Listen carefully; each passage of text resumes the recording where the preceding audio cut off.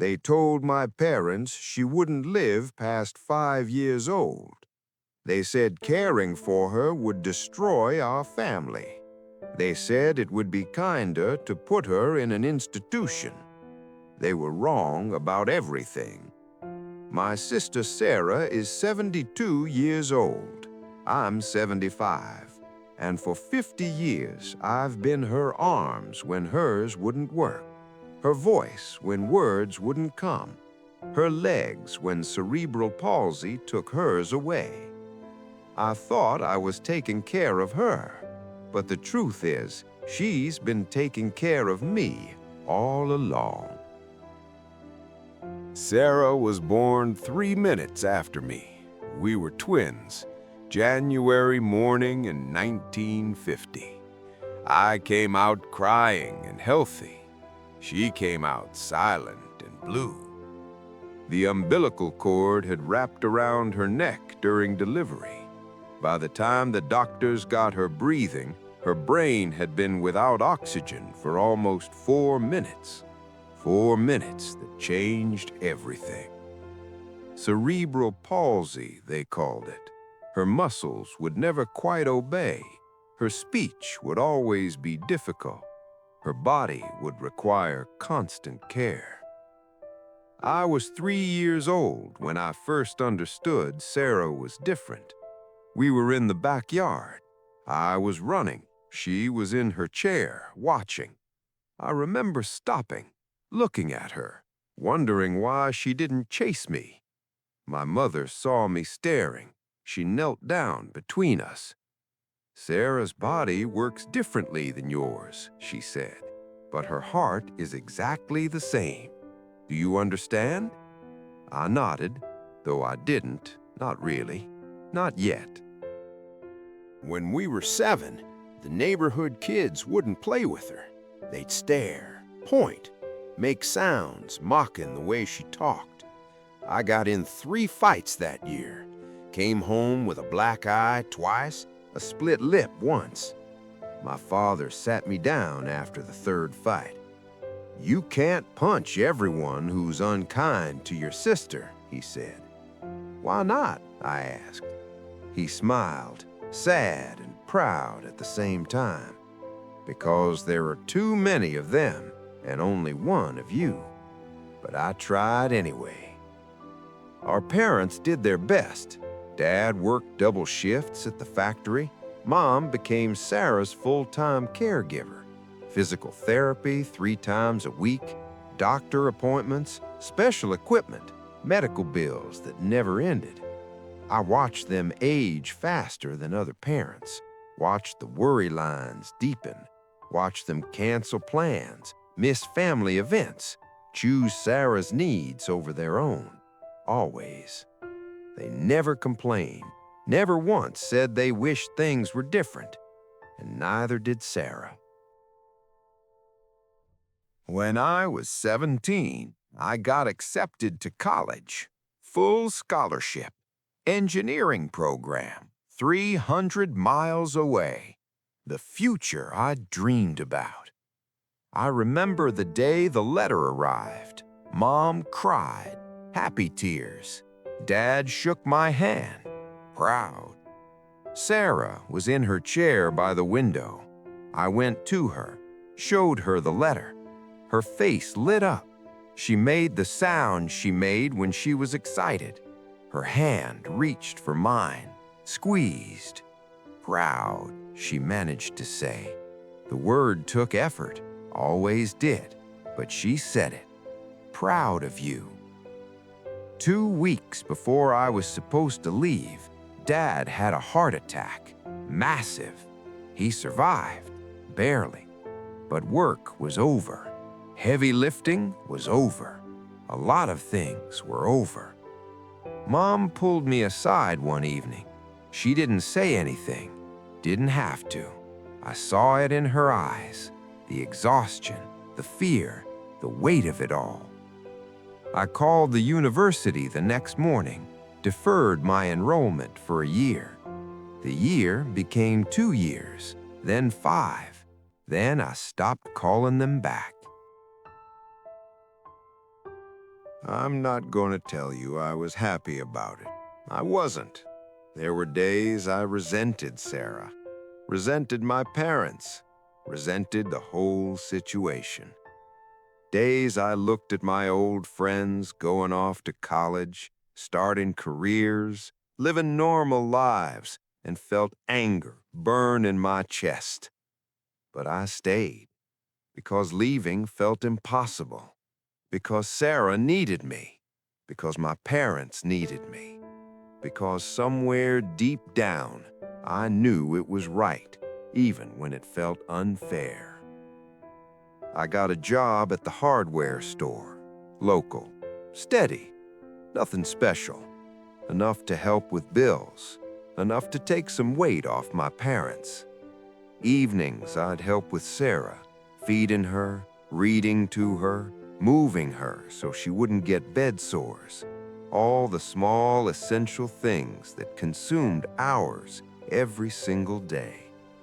She'd try to talk to me, ask about my day. Her words were slow, difficult to understand sometimes, but I learned her language, learned to hear what her eyes said and her mouth couldn't. One night, after a particularly hard day, I was helping her get ready for bed. I was tired, frustrated, moving too fast, being rougher than I should have been. She looked up at me, made a sound. I stopped. "Sorry," she said, clear as she could. "Sorry, I'm burden." The words hit me like a physical blow. "No," I said, and I meant it. Maybe for the first time, I really meant it. "You're not a burden, Sarah. You're my sister." Her eyes filled with tears. So did mine. That was the night something changed. The night I stopped seeing caregiving as something I had to do and started seeing it as something I was choosing to do. Small difference changed everything. Dad passed when we were 32. Heart gave out in his sleep. Peaceful. We were grateful for that at least. Mom followed 6 years later. Stroke. Quick.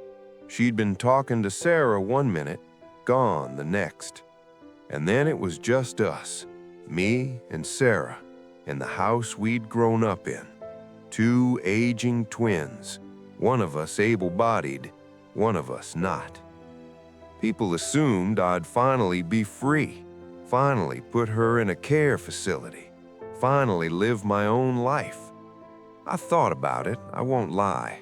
There were moments standing in that empty house, looking at all the equipment, all the medical supplies, all the years ahead, and thinking about how much easier it would be.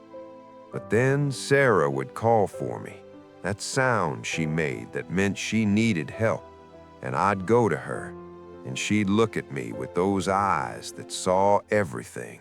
Everything I was thinking, everything I was feeling. "Stay?" she'd ask, and I'd stay.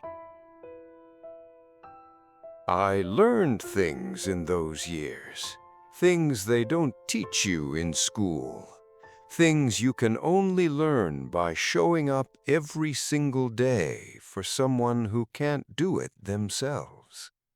I learned patience, real patience, not the kind where you tolerate something for 5 minutes, the kind where you help someone eat breakfast for 45 minutes because their hands don't work right, the kind where you explain the same thing 17 times because aphasia makes words slippery. I learned gratitude. Sarah was grateful for everything: a good meal, warm sunshine through the window, a joke that made her laugh. Her joy wasn't dependent on mobility or independence or any of the things I'd always thought mattered. It came from somewhere deeper. I learned perspective. I'd get upset about traffic, about a rude customer, about the store being out of my favorite cereal. Then I'd come home to Sarah, whose biggest victory that day was drinking from a cup without spilling, and I'd realize how small my problems actually were. I learned love, not the easy kind, not the kind that feels good and asks for nothing, the kind that gets up at 3 in the morning because someone needs changing, the kind that cancels plans because there's a medical emergency, the kind that stays when leaving would be easier, the kind that looks like sacrifice but feels like purpose. I'm 75 now. Sarah's 72. We beat all the predictions. She's lived decades longer than anyone expected, defied every timeline the doctors gave us. But time catches up. It always does.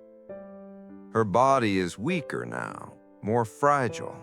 The cerebral palsy that shaped our whole lives has gotten worse with age. Everything takes longer, everything is harder. I'm weaker too. My back hurts most days from years of lifting her. My hands shake sometimes. Arthritis. My knees don't work like they used to. We have help now. A nurse comes 3 times a week. There's talk about whether I can keep doing this, whether it's safe, whether it's time. Last week, I was helping Sarah into her chair. My knee buckled, nearly dropped her. The nurse saw, gave me that look, the concerned, professional look that says what words won't. That evening, I sat with Sarah by the window, our spot, where we've sat 10,000 times over 50 years. Might be time, I said. Couldn't look at her. Might need to think about other arrangements. Silence. Long silence. Then her hand found mine, squeezed, weak but definite. "Taught you?" she asked. "Taught you enough?" I looked at her then, really looked, at this woman who'd never walked independently, never spoken clearly, never lived a single day without needing help. This woman who'd taught me patience, gratitude, perspective, love, purpose, everything that made me who I am. "Yeah," I said, voice breaking. "You taught me everything." She smiled, that crooked smile I've known my whole life. "Then, okay," she said. "Okay, if time." I don't know how much longer we have together in this house, in this life. Could be years, could be months, but I know this. Every single day I spent taking care of Sarah was a day spent becoming who I was meant to be. I didn't go to college, didn't have a career, didn't travel the world or make a lot of money or do any of the things I thought I wanted when I was 17. But I learned things no university could teach.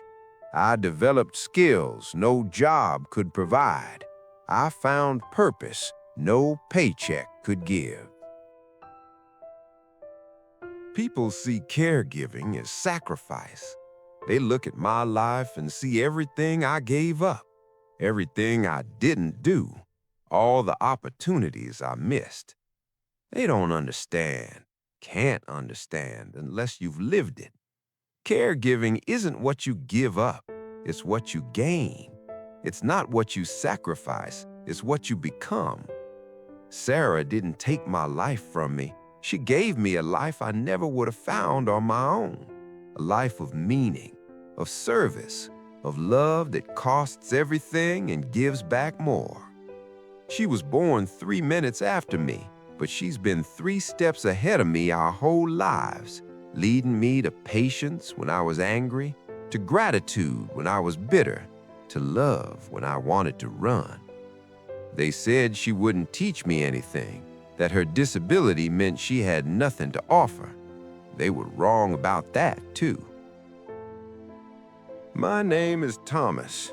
I'm 75 years old, and for 50 years I've been my sister's caregiver.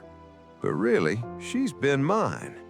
If you're caring for someone right now, if you're exhausted, if you're wondering if it's worth it, if you feel like you're sacrificing everything and getting nothing back, I want you to know you are and you're not. You're giving up one kind of life, but you're gaining another, one that most people never find, one that teaches you things that matter in ways nothing else can. The years I spent caring for Sarah are the years I'm most proud of. They're the years that made me who I am, and I wouldn't trade a single one.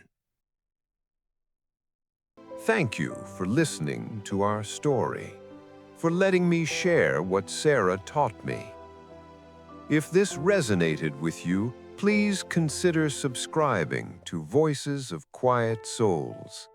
Share this with someone who might need to hear it, someone who's caring for a loved one, someone who's wondering if their sacrifice matters. It does, more than you know. Some lessons can only be learned through love, and some teachers never speak a word.